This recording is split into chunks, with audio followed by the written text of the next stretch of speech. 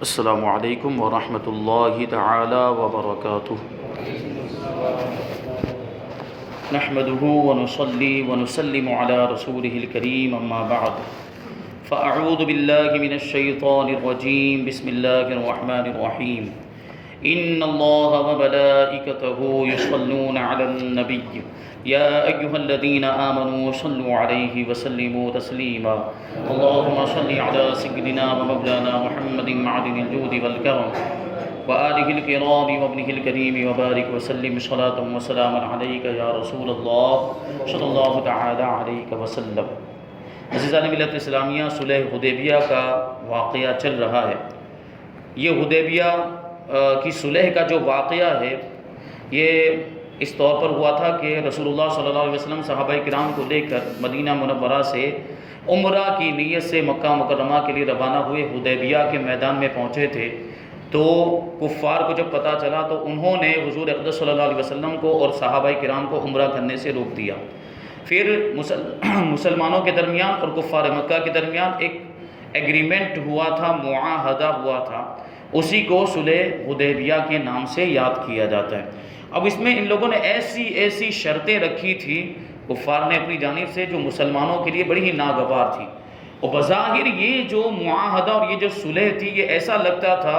اس کو دیکھ کر کہ مسلمان ہار گئے، انہوں نے ہار مان لی، ایسا محسوس ہوتا تھا۔ اسی وجہ سے بہت سے صحابہ کرام کو یہ صلح جو تھی وہ ناگوار ناپسند بھی تھی، لیکن حضور اقدس صلی اللہ علیہ وسلم کے فرمان کے سامنے وہ کچھ بول نہیں سکتے تھے، کچھ کہنے کی جرأت نہیں تھی، اس لیے سب خاموش تھے۔ رسول اللہ صلی اللہ علیہ وسلم کا ادب کرتے ہوئے، حضور اقدس صلی اللہ علیہ وسلم کا احترام کرتے ہوئے کچھ بولے نہیں، لیکن دل میں وہ یہ سوچ رہے تھے کہ یہ نہیں ہونا چاہیے تھا، ہمیں جنگ کی اجازت دے دی جاتی، ہم جنگ کر لیتے۔ اس سے پہلے بھی جنگیں ہوئی تھی، جنگ بدر، جنگ احد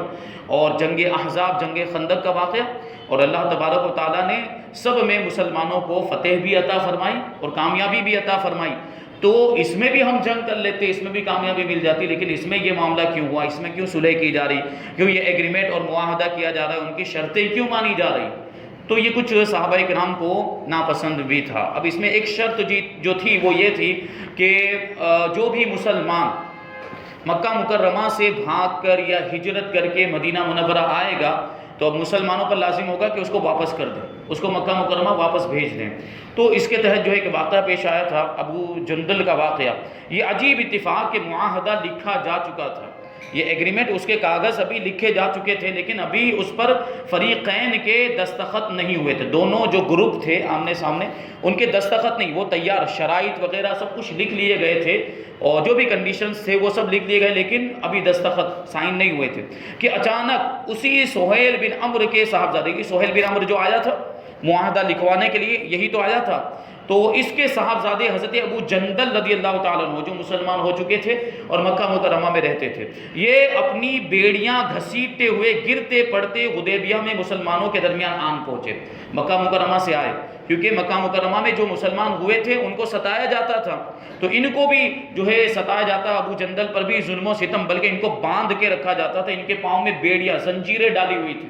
تو حضرت ابو جندل جو اسی حالت میں گھسیٹتے اور گرتے پڑتے ہوئے مسلمانوں کے درمیان حدیبیہ کے میدان میں پہنچے۔ سہیل ابن عمرو نے اپنے بیٹے کو دیکھ کر وہ کہنے لگا کہ محمد صلی اللہ علیہ وسلم اس معاہدے کی دستاویز پر دستخط کرنے کے لیے میری پہلی شرط یہ ہے کہ آپ ابو جندل کو میری طرف واپس لوٹا دیجئے، کیونکہ وہ مکہ سے واپس آ گئے تھے حدیبیہ میں، تو اس نے شرط رکھی کہ ابو جندل اس کا بیٹا تھا سہیل بن عمرو کا، کہ اسے آپ مجھے واپس لوٹائیے۔ آپ نے فرمایا کہ ابھی تو اس معاہدے پر فریقین کے دستخط ہی نہیں ہوئے ہیں، ہمارے اور تمہارے دستخط ہو جانے کے بعد یہ معاہدہ نافذ ہوگا، سائن ہونے کے بعد، سگنیچر ہونے کے بعد نافذ ہوگا۔ اس میں یہ شرط اگرچہ ہے کہ مکہ مکرمہ سے کوئی ہمارے پاس آئے گا تو ہم واپس کر دیں گے، لیکن ابھی تو ایگریمنٹ پورا ہوا ہی نہیں ہے، یہ مکمل ہوا ہی نہیں ہے، تو ابو جندل کو ہم لے جاتے ہیں۔ لیکن وہ کیا کہتا ہے، یہ سن کر سہیل بن عمرو کہنے لگا کہ پھر جائیے، میں آپ سے کوئی صلح نہیں کروں گا۔ آپ نے فرمایا کہ اچھا اے سہیل، تم اپنی طرف سے اجازت دے دو کہ میں ابو جندل کو اپنے پاس رکھ لوں۔ اس نے کہا کہ میں ہرگز کبھی اس کی اجازت نہیں دے سکتا، حضرت ابو جندل رضی اللہ تعالیٰ عنہ نے جب دیکھا کہ میں پھر مکہ لوٹا دیا جاؤں گا تو انہوں نے مسلمانوں سے فریاد کی اور کہا کہ اے جماعت مسلمین دیکھو میں مشرکین کی طرف لوٹایا جا رہا ہوں، حالانکہ میں مسلمان ہو چکا ہوں اور تم مسلمانوں کے پاس آ گیا ہوں۔ کفار کی مار سے ان کے بدن پر چوٹوں کے جو نشانات تھے انہوں نے ان نشانات کو دکھا دکھا کر مسلمانوں کو جوش دلایا۔ حضرت عمر رضی اللہ تعالیٰ عنہ پر حضرت ابو جندل رضی اللہ تعالیٰ عنہ کی تقریر سن کر ایمانی جذبہ سوار ہو گیا اور وہ دن دناتے ہوئے بارگاہ رسالت میں پہنچے اور عرض کیا کہ آپ سچ مچ اللہ کے رسول نہیں ہیں؟ ارشاد فرمایا کیوں نہیں؟ انہوں نے کہا کہ کیا ہم حق پر نہیں اور ہمارے دشمن باطل پر نہیں ہیں؟ تو ارشاد فرمایا کیوں نہیں؟ پھر انہوں نے کہا کہ تو پھر ہمارے دین میں ہم کو یہ ذلت کیوں دی جا رہی ہے؟ آپ نے فرمایا کہ اے عمر میں اللہ کا رسول ہوں، میں اس کی نافرمانی نہیں کرتا ہوں، وہ میرا مددگار ہے۔ پھر حضرت عمر رضی اللہ تعالیٰ عنہ نے عرض کیا کہ یا رسول اللہ کیا آپ ہم سے یہ وعدہ نہ فرماتے تھے کہ ہم ان قریب بیت اللہ میں آ کر طواف کریں گے؟ ارشاد فرمایا کہ کیا میں نے تم کو یہ خبر دی تھی کہ ہم اسی سال بیت المقدس میں بیت اللہ میں داخل ہوں گے؟ انہوں نے کہا کہ نہیں، یعنی اللہ کے رسول صلی اللہ علیہ وسلم نے وعدہ فرمایا تھا کہ ان قریب ہم بیت اللہ میں بڑی شان و شوکت کے ساتھ داخل ہوں گے، طواف بھی کریں گے، لیکن سال نہیں بتایا تھا کہ اسی سال خانہ کعبہ کا طواف کریں گے، یہ نہیں بتایا۔ تو حضرت عمر نے کہا کہ ہاں یا رسول اللہ یہ بات نہیں کہی تھی کہ اسی سال ہم خانہ کعبہ کا طواف کریں گے۔ تو آپ نے ارشاد فرمایا کہ میں پھر کہتا ہوں کہ تم یقیناً کعبے میں پہنچو گے اور اس کا طواف بھی کرو گے۔ دربار رسالت سے اٹھ کر اب یہ دیکھیں کچھ کلمات ایسی تھی، کچھ باتیں ایسی تھی حضرت عمر نے جوش جوش میں کہہ دی، یہ جذبات میں آ کر کہہ دی تھی۔ دربار رسالت سے اٹھ کر حضرت عمر رضی اللہ تعالیٰ عنہ حضرت ابوبکر صدیق رضی اللہ تعالیٰ عنہ کے پاس آئے اور وہی گفتگو کی وہ جو بارگاہ رسالت میں عرض کر چکے تھے، جو باتیں حضور کے سامنے کہی تھی وہی باتیں حضرت ابوبکر کے پاس بھی کہی۔ لیکن ابوبکر کا ایمان دیکھیں، حضور اقدس صلی اللہ علیہ وسلم پر ابوبکر کا یقین ہے، ایسے ہی تو سب سے پہلے ایمان لانے والوں میں ان کا شمار نہیں ہوا، کیسی تصدیق کرنے والے، ان کو صدیق یوں ہی نہیں کہا جاتا، جو بھی بات رسول اللہ ارشاد فرماتے بغیر کسی چونو چرا کے وہ قبول فرما دیا کرتے تھے۔ اب حضرت ابوبکر کی بارگاہ میں جب حضرت عمر نے وہی سب باتیں کہی تو حضرت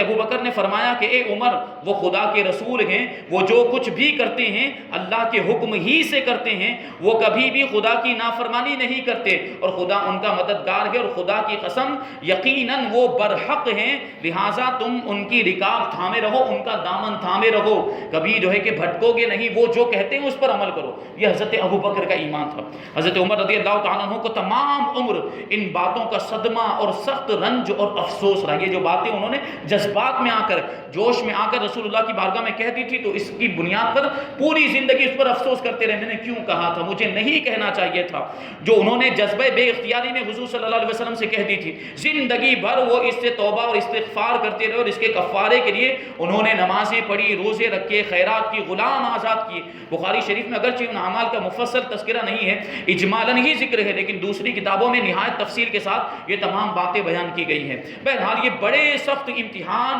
اور آزمائش کا وقت تھا۔ ایک طرف حضرت ابو جندل رضی اللہ تعالیٰ عنہ گڑ گڑا کر مسلمانوں سے فریاد کر رہے تھے اور ہر مسلمان اس قدر جوش میں بھرا ہوا تھا کہ اگر رسول اللہ صلی اللہ علیہ وسلم کا ادب روکنے والا نہ ہوتا تو مسلمانوں کی تلواریں نیام سے باہر نکل آتی۔ دوسری طرف معاہدے پر دستخط ہو چکے تھے اور اپنے عہد کو پورا کرنے کی ذمہ داری سر پر آ پڑی تھی۔ حضور انور صلی اللہ علیہ وسلم نے موقع کی نزاکت کا خیال فرماتے ہوئے حضرت ابو جندل رضی اللہ تعالیٰ عنہ سے فرمایا کہ تم صبر کرو، ان قریب اللہ تعالیٰ تمہارے لیے اور دوسرے مظلوموں کے لیے ضرور کوئی راستہ نکالے گا۔ ہم صلح کا معاہدہ کر چکے ہیں، یہ ایگریمنٹ ہو چکا، اب اس میں جو شرطیں ہیں اس کی پابندی ہمیں کرنی پڑے گی، اور اس میں یہ شرط بھی ہے کہ مکہ سے کوئی ہمارے پاس آئے گا تو ہمیں اسے واپس کرنا پڑے گا۔ اب ہم ان لوگوں سے بد عہدی نہیں کر سکتے، وعدہ خلافی نہیں کر سکتے۔ غرض حضرت ابو جندل رضی اللہ تعالیٰ عنہ کو اسی طرح پاب زنجیر یعنی زنجیروں میں جکڑا ہوا پھر مکہ مکرمہ واپس جانا پڑا۔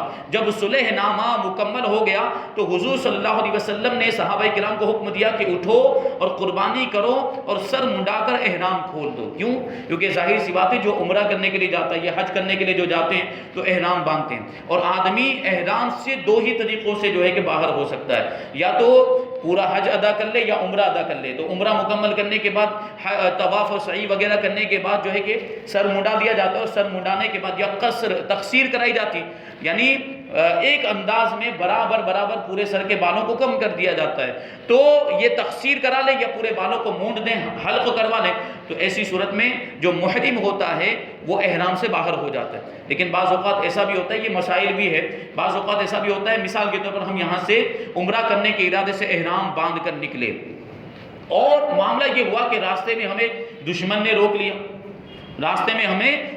روک لیا، یا کسی اور وجہ سے ہم رک گئے، مجبور ہو گئے، جیسے راستے میں کوئی درندہ جانور جیسے شیر، چیتے وغیرہ موجود ہے، اب اگر ہم راستے کو پار کریں گے تو وہ چیتا یا جو شیر ہے وہ ہمیں چیر پھاڑ کھا جائے گا، ہمیں جو ہے کہ مار ڈالے گا، ہمیں اس طرح جو نقصان کا سامنا کرنا پڑے گا۔ تو ایسی صورت میں وہ لوگ جن کو راستے میں روک دیا جائے، احرام باندھ چکے ہیں اور راستے میں روک دیا جائے، ان کو محصر کہا جاتا ہے، اور محصر کا حکم یہ ہوتا ہے کہ وہ وہیں سے جہاں پر اسے روک دیا گیا وہیں سے قربانی کا جانور حرم میں بھیجے، وہ حرم میں بھیجے، اور اس کے لیے کوئی نشانی اور علامت بھی مقرر کر لے، وقت کا بھی جو ہے کہ تعین کر لے، جس کے ساتھ اس نے وہ جانور بھیجا ہے، وہ جیسے مثال کے طور پر وہ یہ کہتے کہ دوپہر کے وقت 12 بجے یا 3 بجے 2 بجے جتنے بجے بھی میں اس جانور کو، تمہارا جو جانور ہے یہ اس جانور کو میں وہاں پر ذبح کر دوں گا حرم کے اندر۔ یہ جو ہدی کا جانور ہے، قربانی کا جانور حرم میں ذبح کرنا ضروری ہے مذہب حنفی کے مطابق۔ تو اب وہ وقت جب آئے، 3 بجے کا جو ٹائم دیا یا 2 بجے کا، 12 بجے کا جو بھی ٹائم دیا، اور اس وقت ہمیں گمان غالب ہو جائے کہ وہ آدمی نے حرم میں ہمارا جانور ذبح کر دیا ہوگا، تو اب ہم یہاں پر جو محصر ہو گئے، جو رک گئے مجبوری کی وجہ سے، اب حرم میں نہیں جا سکتے اور عمرہ نہیں کر سکتے، تو ایسے لوگ جو ہوں گے وہ سر منڈا کر احرام سے باہر ہو جائیں گے۔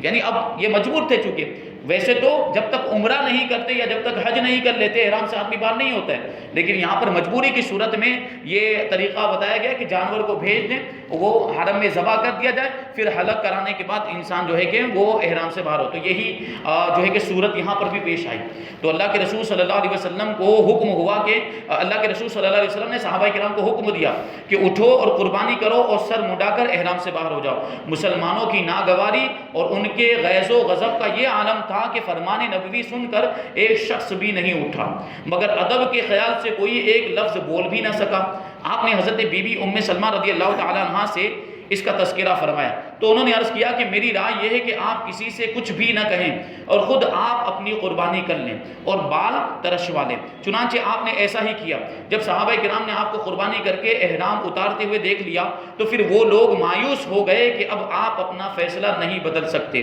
تو سب لوگ قربانی کرنے لگے اور ایک دوسرے کے بال تراشنے لگے، مگر اس قدر رنج و غم میں بھرے ہوئے تھے کہ ایسا معلوم ہوتا تھا کہ ایک دوسرے کو قتل کر ڈالیں گے۔ اس کے بعد رسول اللہ صلی اللہ علیہ وسلم اپنے اصحاب کے ساتھ مدینہ منورہ کے لیے روانہ ہو گئے، کیونکہ مسلمانوں کو یہ بہت بات ناگوار تھی۔ لیکن اس چیز کو، یہ جو صلح ہوئی، اللہ تبارک و تعالیٰ نے قرآن مجید میں فتح مبین، روشن فتح فرمایا۔ اس میں حکمتیں تھیں، اس میں بہت سارے راز پوشیدہ تھے۔ اس صلح کو تمام صحابہ کرام نے ایک مغلوبانہ صلح اور ذلت آمیز معاہدہ سمجھا تھا، کہ اس میں اپنی ذلت تھی اور اس میں بظاہر ایسا لگ رہا تھا کہ مسلمان ہار گئے، اور حضرت عمر رضی اللہ تعالیٰ عنہ کو اس سے جو رنج اور صدمہ گزرا وہ آپ پیچھے سن چکے۔ مگر اس کے بعد یہ آیت کریمہ نازل ہوئی کہ اِنَّا فَتَحْنَا لَكَ فَتْحًا مُبِينًا، اے حبیب ہم نے آپ کو فتح مبین عطا فرمائی،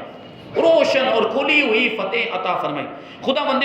قدوس نے اس صلح کو فتح مبین بتایا۔ حضرت عمر رضی اللہ تعالیٰ عنہ نے عرض کیا کہ یا رسول اللہ صلی اللہ تعالیٰ علیہ وسلم کیا یہ فتح ہے؟ آپ نے اشارہ فرمایا کہ ہاں یہ فتح، کیونکہ بظاہر تو فتح نہیں تھی، بظاہر تو ایسا لگ رہا تھا کہ ہم ہار گئے، لیکن اللہ نے اس کو فتح فرمایا۔ تو حضرت عمر نے پوچھا کہ کیا یہ فتح؟ تو اللہ کے رسول نے اشارہ فرمایا ہاں یہ فتح ہے۔ گو اس وقت اس صلح نامے کے بارے میں صحابہ کے خیالات اچھے نہیں تھے، مگر اس کے بعد کے واقعات نے بتا دیا کہ حقیقت میں یہی صلح تمام فتوحات کی کنجی ثابت ہوئی۔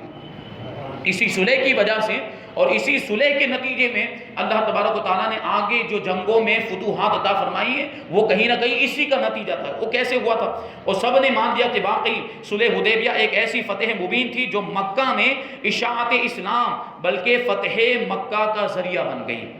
اب کیونکہ ظاہر سی بات مسلمان ہجرت کر کے مدینہ منورہ آ گئے تھے، اب مکہ میں مسلمانوں کی کچھ بھی چل نہیں رہی تھی، کفار چلنے ہی نہیں دیتے، نہ تبلیغ اسلام کر سکتے تھے، نہ کسی کو جا کر سمجھا سکتے تھے، نہ کسی سے بات چیت کر سکتے تھے۔ یہ سب معاملات تھے کیونکہ مسلمانوں کے میل جول رکھنے کو، ان سے بات کرنے کو لوگوں نے پابندیاں لگا دی تھی، تو اب مسلمان جا ہی نہیں سکتے تھے۔ تو اب یہ جو صلح ہو گئے، تو اب اجازت مل گئی، اب مکہ مکرمہ جا سکتے ہیں اور وہاں گفتگو بھی ہو سکتی، وہاں سے بھی لوگ یہاں پر آ سکتے، بات چیت ہو سکتی. تو یہ معاملات ہوئے. اب تک مسلمان اور کفار ایک دوسرے سے الگ تھلگ رہتے تھے، ایک دوسرے سے ملنے جلنے کا موقع ہی نہیں ملتا تھا، مگر اس صلح کی وجہ سے ایک دوسرے کے یہاں آنا جانا اور آزادی کے ساتھ بات چیت کرنا، تبادلہ خیال کرنے کا راستہ کھل گیا. کفار مدینہ آتے اور مہینوں تک ٹھہر کر مسلمانوں کے کردار اور ان کے اعمال کا گہرا مطالعہ کرتے، اسلامی مسائل اور اسلام کی خوبیوں کا تذکرہ سنتے. جو مسلمان مکہ جاتے وہ اپنے چال چلن، عفت شعاری، پاک دامنی اور عبادت گزاری سے کفار کے دلوں پر اسلام کی خوبیوں کا ایسا نقش بٹھا دیتے کہ خود بخود کفار اسلام کی طرف مائل ہو جاتے تھے. جب مسلمانوں کا کردار دیکھتے، جب مسلمانوں کے اخلاق کی پاکیزگی اور طہارت دیکھتے تو وہ خود بخود اسلام کی، کہ جب مسلمان ایسے ہیں، ان کا اخلاق ایسا ہے تو ان کا اسلام کیسا ہوگا، ان کا مذہب کیسا ہوگا، تو خود بخود وہ توجہ ان کو رغبت ہو جاتی. چنانچہ تاریخ گواہ ہے کہ صلح حدیبیہ سے پہلے، صلح حدیبیہ سے فتح مکہ تک اس قدر کثیر تعداد میں لوگ مسلمان ہوئے کہ اتنے کبھی بھی نہیں ہوئے تھے. اب یہ راستہ وہیں سے کھلا، یہ صلح ہوئی تبھی تو آپس کے تعلقات ہوئے، ملنا جلنا ہوا، بات چیت ہوئی، گفت و شنید ہوئی، اور اس کے بعد جو ہے کہ لوگوں نے اسلام کی حقانیت کو جانا. اور صلح حدیبیہ سے لے کر فتح مکہ کے درمیان بہت کثیر تعداد میں لوگ مسلمان بھی ہوئے. اور اسی دورانیے کے اندر، اسی وقفے کے اندر ایک عظیم الشان شخصیت بھی مشرف اسلامی حضرت خالد بن ولید رضی اللہ تعالیٰ. اسی عرصے کے اندر حضرت خالد بن ولید فاتح شام، جن کو اللہ کے رسول صلی اللہ علیہ وسلم نے سیف اللہ کا لقب عطا، اللہ کی تلوار کا لقب عطا فرمایا. اور حضرت عمرو بن عاص فاتح مصر، جن کے ہاتھ سے مصر فتح ہوا تھا، وہ بھی اسی زمانے میں خود بخود مکہ سے مدینہ جا کر مسلمان ہوئے تھے. اب یہ فائدہ کہاں سے؟ یہ صلح حدیبیہ کے نتیجے میں ہی حاصل ہوا تھا. ہجرت کے بعد جو لوگ مکہ میں مسلمان ہوئے، انہوں نے کفار کے ہاتھوں بڑی بڑی مصیبتیں برداشت کی. ان کو زنجیروں میں باندھ کر کفار کوڑے مارتے تھے، لیکن جب بھی ان میں سے کوئی شخص موقع پاتا تو چھپ کر مدینہ آ جاتا. صلح حدیبیہ نے اس کا بھی دروازہ بند کر دیا تھا، کیونکہ اس صلح نامے میں یہ شرط تحریر تھی، لکھی ہوئی تھی کہ مکہ سے جو شخص بھی ہجرت کر کے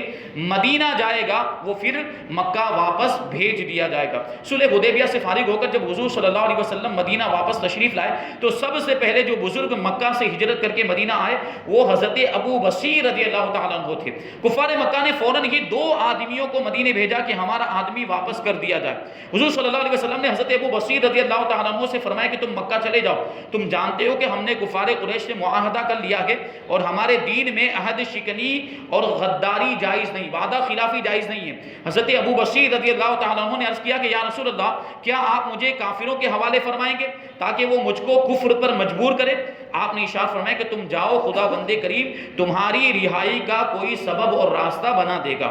آخر مجبور ہو کر حضرت ابو بصیر رضی اللہ تعالیٰ عنہ دونوں کافروں کی حراست میں مکہ واپس ہو گئے. لیکن جب مقام ذوالحلیفہ میں پہنچے تو سب کھانے کے لیے بیٹھے اور باتیں کرنے لگے. حضرت ابو بصیر رضی اللہ تعالیٰ عنہ نے ایک کافر سے کہا کہ اجی تمہاری تلوار تو بہت اچھی معلوم ہوتی ہے. اس نے خوش ہو کر نیام سے تلوار نکال کر دکھائی اور کہا کہ واقعی یہ بہت عمدہ تلوار ہے اور میں نے بار بار لڑائیوں میں اس کا تجربہ کیا. حضرت ابو بصیر، اب دیکھیے وہ حضرت ابو بصیر اس کو جو ہے کہ دھوکے میں مبتلا کرنا چاہ رہے تھے. حضرت ابو بصیر رضی اللہ تعالیٰ عنہ نے کہا کہ ذرا میرے ہاتھ میں تو دو، میں بھی دیکھوں کہ کیسی تلوار ہے. اس نے ان کے ہاتھ میں تلوار دے دی. انہوں نے تلوار ہاتھ میں لے کر اس زور سے تلوار ماری کہ کافر کی گردن کٹ گئی اور اس کا سر دور جا کر گرا. اس کے ساتھی نے جو یہ منظر دیکھا تو وہ سر پر پیر رکھ کر بھاگا اور سر پٹ دوڑتا ہوا مدینہ پہنچ گیا اور مسجد نبوی میں گھس گیا. حضور صلی اللہ علیہ وسلم نے اس کو دیکھتے ہی فرمایا کہ یہ شخص خوف زدہ معلوم ہوتا ہے. اس نے ہانپتے کانپتے ہوئے بارگاہ نبوت میں عرض کیا کہ میرے ساتھی کو ابو بصیر نے قتل کر دیا ہے اور میں بھی ضرور مارا جاؤں گا. اتنے میں حضرت ابو بصیر رضی اللہ تعالیٰ عنہ بھی ننگی تلوار ہاتھ میں لیے ہوئے وہاں پر پہنچے اور عرض کیا یا رسول اللہ صلی اللہ تعالیٰ علیہ وسلم، اللہ تعالیٰ نے آپ کی ذمہ داری پوری کر دی، کیونکہ صلح نامے کی شرط کے مطابق آپ نے تو مجھ کو واپس کر دیا تھا. اب یہ اللہ تعالیٰ کی مہربانی ہے کہ اس نے مجھ کو ان کافروں سے نجات عطا فرما دی ہے. حضور صلی اللہ علیہ وسلم کو اس واقعے سے بڑا رنج پہنچا اور آپ نے خفا ہو کر فرمایا کہ ویل امہ مسعر حرب لو کان لہ احد، اس کی ماں مر جائے یہ تو لڑائی بھڑکا دے گا، کاش اس کے ساتھ کوئی آدمی ہوتا جو اس کو روکتا۔ حضرت ابو بصیر رضی اللہ تعالیٰ عنہ اس جملے سے سمجھ گئے کہ میں پھر کافروں کی طرف لوٹا دیا جاؤں گا، اس لیے وہ وہاں سے چپکے سے کھسک گئے۔ وہ ساحل سمندر کے قریب مقام عیس میں جا کر ٹھہرے۔ ادھر مکے سے حضرت ابو جندل رضی اللہ تعالیٰ عنہ اپنی زنجیر کاٹ کر بھاگے اور وہ بھی وہیں پہنچ گئے مقام عیس میں۔ پھر مکہ کے دوسرے مظلوم مسلمانوں نے بھی موقع پا کر کفار کی قید سے نکل کر یہاں پناہ لینا شروع کر دیا، یہاں تک کہ اس جنگل میں 70 آدمیوں کی جماعت جمع ہو گئی۔ کفار قریش کے تجارتی قافلوں کا یہی راستہ تھا، جو قافلہ بھی آمد و رفت میں یہاں سے گزرتا، جاتے ہوئے یا آتے ہوئے یہاں سے گزرتا تو یہ لوگ اس قافلے کو لوٹ لیا کرتے تھے، یہاں تک کہ کفار قریش کی ناک میں دم کر دیا۔ بالآخر کفار قریش نے خدا اور رشتہ داری کا واسطہ دے کر حضور صلی اللہ علیہ وسلم کو خط لکھا کہ ہم صلح نامے میں اپنی شرط سے باز آ گئے، یعنی ہم اپنی شرط کو واپس لیتے ہیں، آپ لوگوں کو ساحل سمندر سے مدینہ بلا لیجئے، اب ہماری طرف سے اجازت ہے کہ جو مسلمان بھی مکے سے بھاگ کر مدینہ جائے آپ اس کو مدینے میں ٹھہرا لیجئے، ہمیں اس پر کوئی اعتراض نہیں ہوگا۔ اس طریقے سے وہ شرط ہٹا دی گئی۔ یہ بھی روایت ہے کہ قریش نے خود ابو سفیان کو مدینہ بھیجا کہ ہم صلح نامہ حدیبیہ میں اپنی شرط سے دستبردار ہو گئے، لہٰذا آپ حضرت ابو بصیر رضی اللہ تعالیٰ عنہ کو مدینے میں بلا لیں تاکہ ہمارے تجارتی قافلے ان لوگوں کے قتل و غارت سے محفوظ ہو جائے۔ چنانچہ حضور صلی اللہ علیہ وسلم نے حضرت ابو بصیر رضی اللہ تعالیٰ عنہ کے پاس خط بھیجا کہ تم اپنے ساتھیوں کے ساتھ مقام عیس سے مدینہ چلے آؤ، مگر افسوس کہ فرمان رسالت ان کے پاس ایسے وقت پہنچا جب وہ نزع کی حالت میں تھے، آخری وقت چل رہا تھا۔ مقدس خط کو انہوں نے اپنے ہاتھ میں لے کر سر اور آنکھوں پر لگایا اور ان کی روح پرواز کر گئی۔ حضرت ابو جندل رضی اللہ تعالیٰ عنہ نے اپنے ساتھیوں کے ساتھ مل جل کر ان کی تجہیز و تکفین کا انتظام کیا اور دفن کرنے کے بعد ان کی قبر شریف کے پاس یادگار کے لیے ایک مسجد بنائی۔ پھر فرمان رسول صلی اللہ علیہ وسلم کے مطابق یہ سب لوگ وہاں سے چل کر مدینہ منورہ پہنچ گئے اور وہیں پر رہنے لگے۔ اب اس کے بعد اللہ کے رسول صلی اللہ علیہ وسلم نے جو مختلف بادشاہوں کو، جو دنیا میں اس وقت بڑے بڑے بادشاہ تھے، ان کو جو خطوط لکھے تھے اور اسلام کی دعوت دی تھی، اس کا تفصیلی واقعہ انشاءاللہ تبارک و تعالیٰ آگے بیان کیا جائے گا۔ اللہ تبارک و تعالیٰ ہمارے دلوں میں حضور اقدس صلی اللہ علیہ وسلم کی سچی پکی محبت پیدا فرمائے اور اسلام کے لیے ہمیں اپنا سب کچھ قربان کرنے کا جذبہ عطا فرمائے۔ وما علینا الا البلاغ۔